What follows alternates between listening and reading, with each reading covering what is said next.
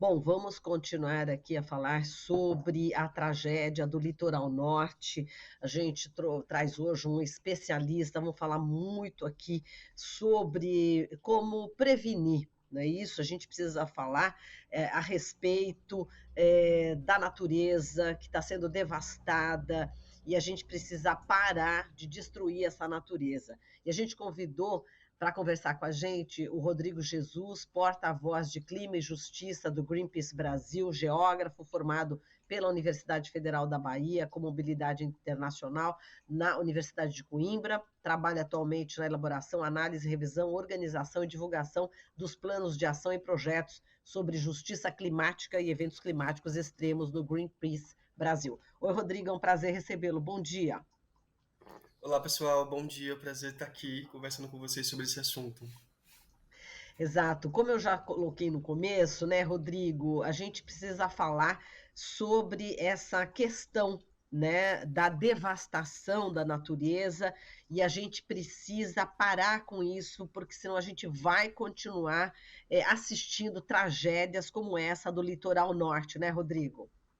Exatamente, a gente tem observado no Brasil uma ciclicidade em relação a esses eventos extremos, então a gente tem esses acumulados de precipitação cada vez mais, né, de uma forma intensa nas cidades brasileiras, e a gente precisa agora prestar atenção para investir nos planos de adaptação, né, porque não tem como a gente achar que as chuvas acontecem de forma imediata ou através de uma surpresa, né? A gente tem um sistema de alarme e monitoramento muito refinado no Brasil, né, que dispara esses avisos prévios para as comunidades e para a Defesa Civil. A gente também tem, né, organizações que trabalham já com essas preparações em comunidades de base territorial. Então, eu acho que falta mesmo esse diálogo e essa participação popular na criação desses protocolos, na criação desses planos e o investimento que se faz em termos de prevenção. Porque hoje o Brasil ele gasta muita energia e também é um custeio, né, para os cofres públicos as ações de resposta imediata. Não que não deva acontecer, né, sim, mas existe uma cultura de política pública de centralidade em respostas de ação imediata e uma certa negligência com ações de prevenção. Então a gente precisa prestar atenção porque as áreas de risco no Brasil já são mapeadas pelo CEMADEM e pelo IBGE.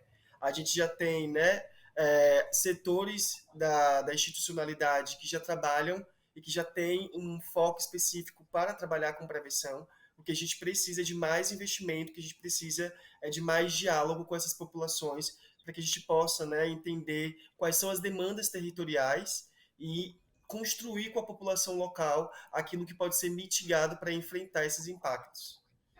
Quer dizer, a gente precisa trazer, né, para a mesa de discussão justamente esses moradores, né, que estão em áreas de risco, né, Rodrigo? E você falou a respeito, né, você citou inclusive o CEMADEM é o Centro Nacional de Monitoramento e Alerta para Desastres Naturais, e a gente já sabia, a gente entrevistou aqui outro dia também o Bocuí, ele já tinha alertado, né, que o CEMADEM já tinha feito esse aviso ao governo do estado de São Paulo, no caso do litoral norte, 48 horas antes. Então, na sexta-feira já tinha sido dado o aviso, né? E efetivamente, digamos assim, não foi efetiva, né, a atuação do governo de São Paulo, Defesa Civil, para evitar essa catástrofe, né? Quer dizer, a gente não tem ali sirenes, né, no caso, quer dizer, existe esse monitoramento, mas de fato não impediu todas essas mortes, né, que chega a quase 50 mortos, e justamente pessoas pobres, não é isso? Da periferia, aquelas que estão ali exatamente nos acostamentos, enfim, né, nesses morros, né, do litoral norte. Então, e outra coisa, Rodrigo, que chama bastante atenção, no período de carnaval, muita gente de São Paulo desceu a serra para o litoral. Não seria o caso de avisar, atenção, olha, o pessoal que está querendo ir para o litoral, é melhor não ir, né? Porque a gente vai ter, enfim, chuvas fortes. Não teria que ter sido avisado de uma outra maneira? Exatamente.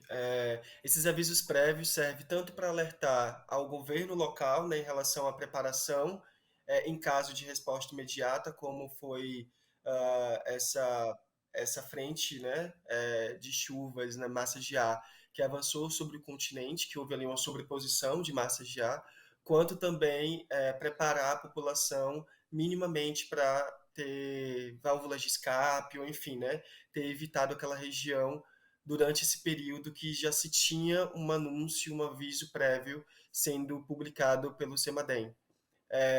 Isso é de praxe no Brasil. Assim, a gente tem percebido, por exemplo, que no litoral norte de São Paulo, né, esse foi um dos maiores acumulados de chuva durante toda a série histórica, cerca de 682 milímetros. Existem cidades brasileiras que 682 milímetros é o ano inteiro, imagine isso, chover isso durante 24 horas. E a gente não tem o mínimo de preparo, né, e de aprimoramento do que a gente pode chamar de gestão de risco no Brasil, mesmo isso sendo acontecendo, né, mesmo acontecendo isso, né, ao longo dos anos do Brasil. Então a gente percebe que essa falta de preparo, às vezes negligência do poder público, né, ela tem um lado que a gente pode considerar enquanto um termo, né, que a gente geralmente denomina, né, de racismo ambiental, que é justamente essas populações que vivem nessas áreas de morro ou essas áreas chamadas de aglomerados subnormais, que não estão dentro do padrão urbanístico destinado ou necessário e que não têm direitos, né, e não têm acesso aos direitos básicos de saneamento, de saúde, de uma alimentação que garanta ali uma base nutricional, enfim. Então, todos esses direitos que foram negados às populações, que são mulheres, jovens, negras, comunidades tradicionais, como indígenas, quilombolas, a gente tem essa ausência do Estado, não só por conta das catástrofes, mas de outros setores, né, da vida social. Então, a gente percebe que isso é um combo estrutural que existe no Brasil e que a gente precisa parar e acabar, né, com esse vício, né, de não atender essas populações, porque são elas que precisam de maior atenção. É por isso que nós, do Greenpeace Brasil, a gente considera, sugere e orienta que os planos de adaptação climática, que são planos que vão entender junto com a comunidade o que precisa ser feito para mitigar, porque as comunidades já fazem adaptação, né, das suas casas, dos seus domicílios, porque esses eventos já são recorrentes, então acaba que cada experiência de chuva eles já vão adaptando a casa, já vão adaptando os seus lares para não ter tanto impacto assim, mas essa é a responsabilidade do Estado. Então, a ideia é fazer com que esses planos de adaptação climática nos territórios elas sejam feitas de uma forma mais participativa, né? As populações colocando as suas demandas para tentar mitigar. Esse é um dos caminhos que a gente pode fazer para evitar ou pelo menos diminuir os impactos em relação a danos humanos, né? De mortes, desalojados, desabrigados, enfim. Então, isso que a Exato. gente vê no horizonte. Mas esse primeiro momento também é muito importante. Eu estou auxiliando uma equipe que está em campo lá, né, pelo Greenpeace Brasil, e a gente tem visto cenários de tragédia, cenários de guerra mesmo. Ainda se tem um número subnotificado de mortes, né?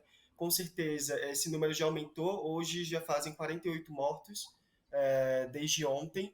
E a gente tem observado, por exemplo, que as estruturas das casas, né, os móveis, estão todos na lama, estão todos na parte de fora da residência.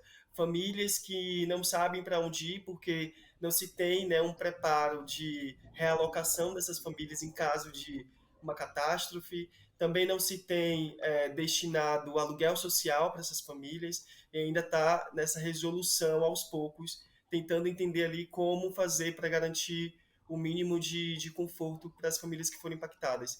Então a gente fica muito, se solidariza muito com essas famílias que perderam seus parentes, perderam materiais, né?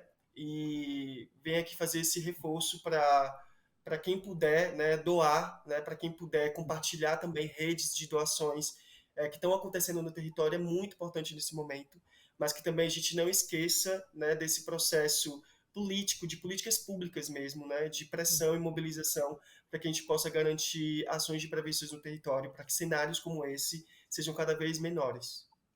Falando em política pública, Rodrigo, estou vendo aqui no site do jornal O Globo, né? Não sei se você chegou a ver essa matéria. É a seguinte, olha só, o título: Tragédia no litoral. Governo de São Paulo engavetou por 7 anos projeto de urbanização da Vila Saí.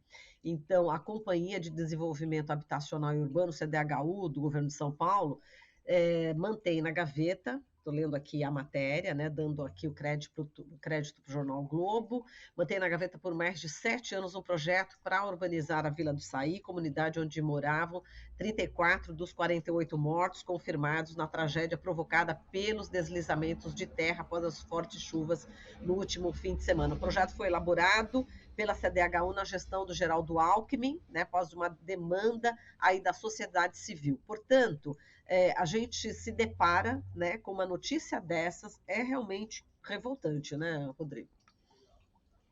Exatamente. Aconteceu algo semelhante também no governo federal anterior, que foi a diminuição do investimento para prevenção à catástrofe na lei orçamentária anual já desse ano, de 2023, né, que foi aprovada. Cerca de 60% de corte aconteceu para investir em obras em encosta, né, contenção de encostas, obras de abastecimento geral, de entendimento ali do que seria a construção, ampliação e implementação de cisternas, porque quando a gente fala de eventos extremos do clima, hoje a gente está se deparando com episódios de chuva, né, acumulados de chuva que aconteceram em 24 horas, um acumulado muito grande.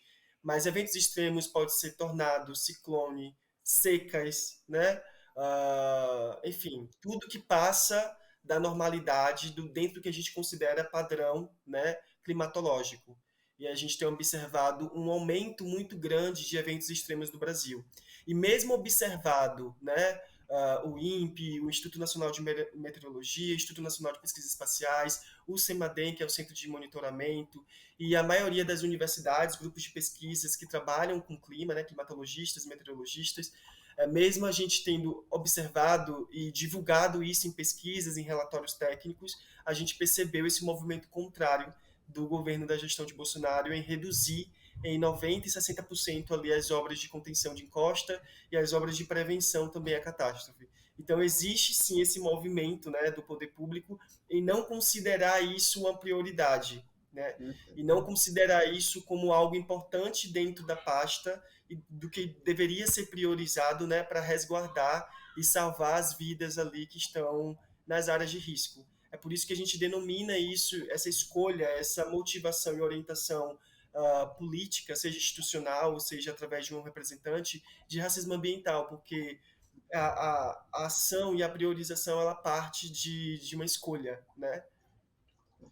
Exato. Rodrigo, falando em eventos extremos, a gente está vendo no sul do país a seca, né? Inclusive, vários ministros do atual governo Lula estão a caminho justamente para poder fazer uma série de medidas para mitigar os efeitos da seca. Então, a gente está tendo seca no sul e esse desmoramento, né, de encostas aqui no litoral norte de São Paulo. Enfim, só que a gente precisa também, ao mesmo tempo, né, tomar essas medidas justamente agora, imediatas, a gente precisa tomar medidas a médio e longo prazos também. Quais seriam essas medidas para a gente tentar aí acabar com o desmatamento, que tem a ver, o que a gente está falando aqui tem a ver com desmatamento na Amazônia, né, Rodrigo? Exatamente. De acordo com o IPCC, que é esse relatório que sai das conferências internacionais de clima, né, a Conferência das Partes, o IPCC é um relatório técnico-científico que reúne mais de 125 pesquisadores do mundo e que fazem essas projeções, né, de impacto e do que a gente pode considerar de intensidade e frequência dos eventos extremos em cada país. E é através dele que a gente tem ali como normativa e base para a gente discutir o que pode ser feito, né, tanto em termos do Acordo de Paris como dentro desses eventos.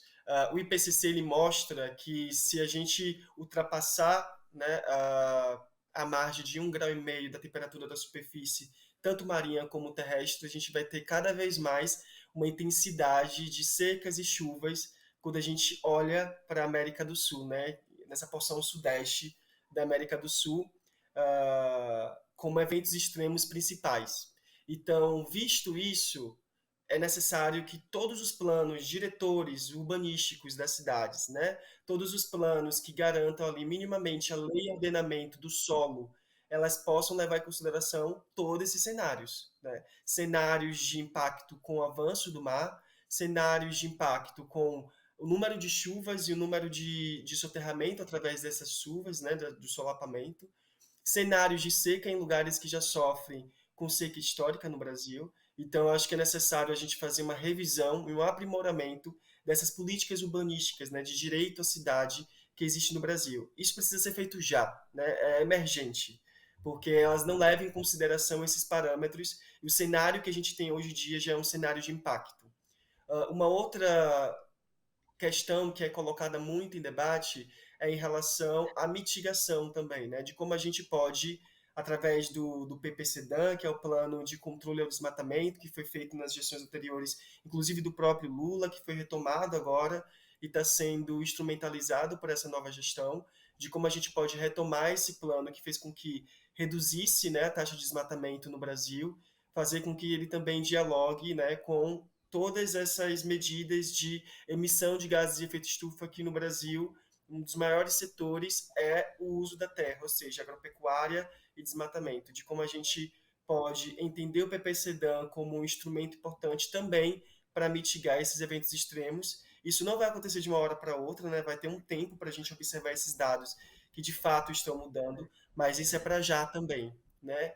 Entender também que as unidades de conservação que existem no Brasil, né, existe uma lei, que é o Sistema Nacional de Unidade de Conservação, que são os parques ambientais, os parques de proteção integral, de uso sustentável, eles precisam ser cada vez mais delimitados e demarcados, porque elas são grandes centros de biodiversidade, de preservação de flora que a gente tem, né, no nosso país, assim como os territórios indígenas, que precisam ser delimitados e demarcados e ter, junto com essa delimitação, né, garantir também direitos básicos. Essas áreas que são áreas mais florestadas e de biodiversidade do país, elas garantem também, né, o mínimo de mitigação ali para aquelas regiões, né, de microlocal, enfim. Então, elas controlam e mantêm o equilíbrio do ecossistema nos territórios. Então, todas as políticas ambientais que deram certo, elas precisam sofrer um aprimoramento e uma expansão. A gente não pode mais recuar em retrocessos socioambientais, como a gente teve cenários de 4 anos atrás, né? A gente precisa olhar para tudo isso que foi feito, analisar o que a gente pode aprimorar e implementar. E junto com isso também desenvolver esses planos de adaptação, né? Entender que esses planos de adaptação para eventos extremos e para impactos de eventos extremos pode oferecer para a população, né, uma resiliência, ou seja, a capacidade de tentar, né, sofrer menos impacto do que elas sofreriam antes, caso não tivesse esses planos. Então, eu vejo essas medidas como medidas mais urgentes e o governo federal ele tem sinalizado, né, uma orientação de trabalho para desenvolver isso, mas com participação popular. Porque geralmente o que acontece é em sala fechada, com técnicos específicos, se discute um projeto, mas não leva em consideração também as demandas territoriais que as populações trazem, né, em suas falas, em suas vivências, enfim. Então, acho que isso precisa ser dialogado diretamente com a população para ter mais eficiência, para saber o que de fato a gente pode priorizar e o que de fato a gente não pode priorizar, ou entender aquilo como talvez de longo prazo. Exato. E Rodrigo, esses rasgos, né, que a gente vê nas imagens na televisão, nessas montanhas, né, no litoral norte, como é que vai ser feita essa recuperação desse verde? A gente lembra, tem um amigo, né, que tinha uma área e que tinha sido devastada, enfim, por outras pessoas, e parece que na época da ditadura militar, os militares, vamos colocar pinos e eucalipto, né, para reflorestar. Não tinha um passarinho, né, não tinha nada, não se ouvia nada. Queria que você falasse como é que deve ser, né, esse processo de reflorestamento dessa área toda que a gente está vendo tudo terra, né, praticamente. Exatamente.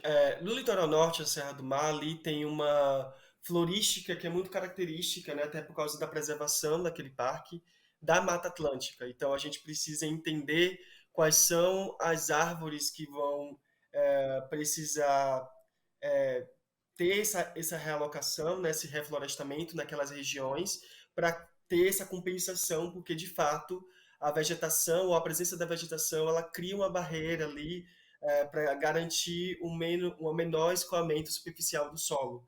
Então, inicialmente, o que é feito no Brasil enquanto prática é colocar concreto escalonado, né, para tentar diminuir essa vazão do solo, da água que acontece naquela região, mas sabendo que ali é uma área de preservação ambiental, isso precisa ser combinado com a vegetação nativa. Então, de como a gente pode criar geomantas que garantam tanto essa pressão em relação a evitar que essa vazão ocorra de uma forma acelerada, mas também entendendo que é necessário colocar ali uma vegetação nativa naquela região ou naquela marca de deslizamento de terra, né, para que a gente possa garantir ali o mínimo também de proteção e também beleza estética, que faz parte da paisagem natural. Existe inúmeros projetos arquitetônicos, mas também projetos de contenção que já levam em consideração a fauna local, né? Então, acho que é necessário tanto a Defesa Civil como a Secretaria de Infraestrutura e Obras, ou enfim, o órgão responsável por lidar com esse tipo de reconstrução pós-catástrofe, entender quais são as alternativas que a gente possui já mapeadas, já identificadas pelas pesquisas científicas, que a gente pode fazer para recuperar as áreas daquele local. Lula, por exemplo, falou muito sobre construção, né, de habitações populares que não sejam em áreas de risco. Isso talvez seja um dos encaminhamentos, né, e orientações mais importantes que Lula fez durante o posicionamento e a fala dele ao visitar o litoral norte, né? É necessário que a gente identifique na parte urbana, né, nas áreas de cidade, enfim, no perímetro urbano, quais são as áreas que podem ser construídas, as casas, que podem ter ali o menor impacto, né, em relação a morro, em relação a escoamento de água, alagamento, enchente. E isso a gente já tem, né, instrumentos específicos para fazer esse mapeamento, para fazer essa identificação. Então, esse é um dos principais passos, né, para a gente entender como pode fazer esse arranjamento, né, reordenamento espacial, levando em consideração os impactos anteriores. A gente faz aqui a sua presença, muitíssimo obrigada. A gente espera contar com você mais vezes aqui no jornal, muito esclarecedor. Muitíssimo obrigada. Um forte abraço para você, Rodrigo. Obrigado, pessoal. Tchau, tchau. Tchau, tchau. Falamos aqui com o Rodrigo Jesus, ele que porta-voz de Clima e Justiça do Greenpeace Brasil. Estamos apresentando Jornal Brasil Atual. As notícias que os outros não dão.